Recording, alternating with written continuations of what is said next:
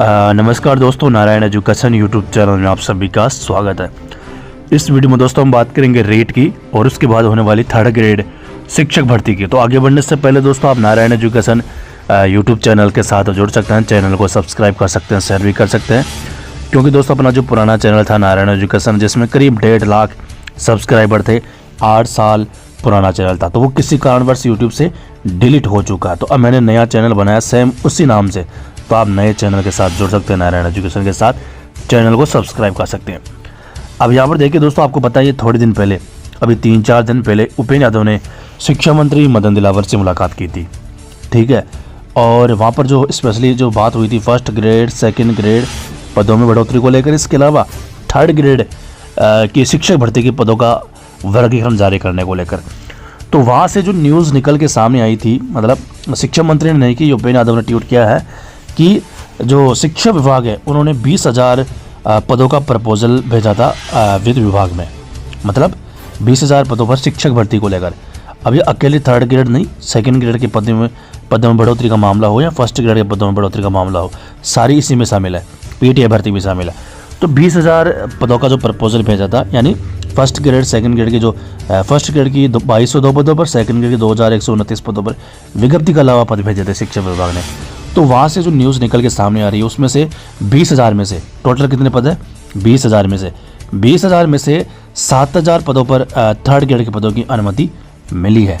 बाकी जो 13,000 पद बचे हैं अभी उसकी अनुमति नहीं मिली, लेकिन उम्मीद लगाई जा रही है कि फर्स्ट ग्रेड और सेकंड ग्रेड दोनों में अच्छी खासी बढ़ोतरी होगी, स्पेशली सेकंड ग्रेड में, और पीटीआई की भर्ती का रास्ता भी खुल जाएगा को 2,500-3,000 पदों पर। तो ये चीज़ें आपके सामने आई है, यानी 7,000 पदों पर थर्ड ग्रेड शिक्षक भर्ती की न्यूज़ निकल के आ रही है। लेकिन दूसरी तरफ वो वित्त विभाग अपना काम कर रहा है, ठीक है, लेकिन दूसरी तरफ जो शिक्षा मंत्री बयान दे रहे हैं उसकी न्यूज़ आपके सामने है। नई भर्ती के साथ लागू होगा स्टाफिंग पैटर्न। भाजपा सरकार की 1 साल की उपलब्धियां गिनाने के साथ शिक्षा मंत्री ने प्रदेश में 1 लाख नई भर्ती में सबसे ज़्यादा पद थर्ड ग्रेड, तो यहाँ पर देखो राजस्थान पत्रिका की न्यूज़ है और आज की न्यूज़ है, मैं आपको पहले 2-3 दिन पहले की न्यूज़ है, ठीक है। तो शिक्षा मंत्री ने बड़ी बात, शायद सीकर के दौरे पर थे शिक्षा मंत्री, सीकर या जोधपुर के दौरे पर यह बात कही है। भाजपा सरकार की 1 साल की उपलब्धियां गिनाने के साथ शिक्षा मंत्री ने प्रदेश में 1 लाख नई भर्ती में सबसे ज़्यादा पद, यहाँ पर देखो पॉइंट वाली बात है, सबसे ज़्यादा पद थर्ड ग्रेड व एनटीटी शिक्षकों के भरने व नए सत्र से पहले स्टाफिंग पैटर्न लागू करने की बात भी कही है। तो इसका मतलब दोस्तों क्या है, इसका मतलब है शिक्षा मंत्री ये कह रहे हैं 1 लाख में मतलब जो कर्मचारी चयन बोर्ड आरपीएससी ने जारी की है ना भर्तियाँ, वो सारी भर्तियाँ मिलाकर है, ठीक है। तो उसमें शिक्षा मंत्री खुद कह रहे हैं, ये बात मैं नहीं कह रहा, वित्त विभाग का मामला अलग है, लेकिन शिक्षा मंत्री ये कह रहे हैं कि जो 1 लाख भर्तियाँ हम कर रहे हैं, जिसमें आरपीएससी, कर्मचारी चयन बोर्ड, सारी विभागों की भर्तियाँ शामिल, उसमें सबसे ज़्यादा पद थर्ड ग्रेड के होंगे, ये शिक्षा मंत्री ने कहा है, थर्ड ग्रेड और एनटीटी के। चलो अपना एनटीटी की बात लेकर के थर्ड ग्रेड की बात तो कही ना उन्होंने कि थर्ड ग्रेड के ज़्यादा पद होंगे। इसका मतलब क्या है, इसका मतलब दोस्तों यह है कि 20,000 पदों का जो प्रपोजल भेजा था, हाँ मान लिया कि वहाँ पर 7,000 पदों की अनुमति ही मिली है उपेंद्र यादव के हिसाब से, लेकिन एक बड़ी डीपीसी पेंडिंग है 4 सत्रों की, करीब 25,000 तो पद सामने आ रहे हैं, लेकिन 25,000 से 30,000 के बीच पद होंगे। तो इसका क्या मतलब है, इसका मतलब दोस्तों यह है कि 7,000 पदों की तो अनुमति मिल ही चुकी है थर्ड ग्रेड की, अलग से डीपीसी की प्रक्रिया शीघ्र शुरू हो जाएगी। 25,000 चलो अपन मान के चलते हैं कम से कम, बाकी 30,000 होगी, लेकिन 25,000 अपन मान के चलते हैं। 25,000 पदों पर डीपीसी होने के बाद ये सारे के सारे पद इसमें जुड़ जाएंगे, क्योंकि थर्ड ग्रेड के खाली पद सारे सीधी भर्ती के माध्यम से भरे जाते हैं। तो 7,000 तो वित्तीय स्वीकृति मिली जो पद, और 25,000 डीपीसी के, यहाँ पर 30,000 भी हो सकते हैं। 25,000 पद होने के बाद दोस्तों थर्ड ग्रेड की, ऐसा नहीं कि 7,000 पदों पर विज्ञप्ति जारी हो जाएगी, नहीं, डीपीसी पहले होगी, रीट का जो परिणाम आएगा उससे पहले डीपीसी हो जाएगी, मतलब एक साथ अभ्यर्थना भेजेगा कर्मचारी चयन बोर्ड को शिक्षा विभाग, रीट जो थर्ड ग्रेड की।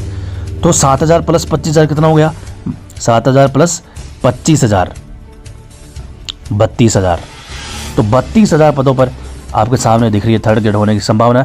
अगर 30,000 पदों पर डीपीसी होती है तो इसमें 30 आप जोड़ दो, 37,000 पदों पर हो जाएगी फिर थर्ड ग्रेड। इसका मतलब दोस्तों ये है कि डीपीसी के अगर हम सारे पद जोड़ भी दें तो फिर भी 32,000 या 37,000 इन दोनों में से एक पदों पर भर्ती होगी। 32,000 होगी यहाँ पर या 37,000 पदों पर। लेकिन इसकी संख्या तभी बढ़ सकती है जब वर्तमान में और भी पद खाली चल रहे हैं, लेकिन 7,000 की अनुमति मिली है।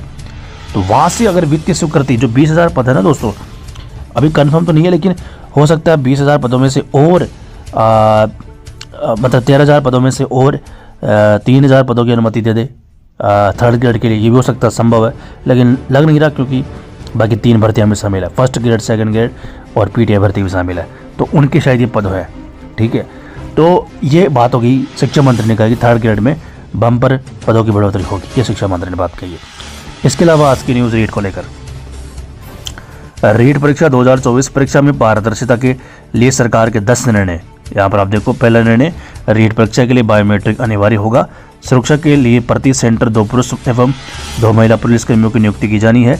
परीक्षा के प्रश्न पत्र जिला कोषागार में रखा जाना निर्धारित है, जिसके लिए वरिष्ठ आरएएस को नोडल अधिकारी बनाया जाएगा। सुरक्षा के लिए जिला कलेक्टर एवं एसपी को इंचार्ज बनाया जाना है। रीट परीक्षा से जुड़ी प्रत्येक हर गतिविधियों की वीडियोग्राफी, फोटोग्राफी की जाएगी। सुरक्षा की दृष्टि से सीसीटीवी लगाए जाने के लिए भी निर्देशित किया गया है। परीक्षा केंद्र पर निर्धारित समय से 1 घंटा पहले पहुंचना जरूरी होगा। मोबाइल, स्मार्ट वॉच, ब्लूटूथ सहित अन्य इलेक्ट्रॉनिक गैजेट की एंट्री बंद रहेगी।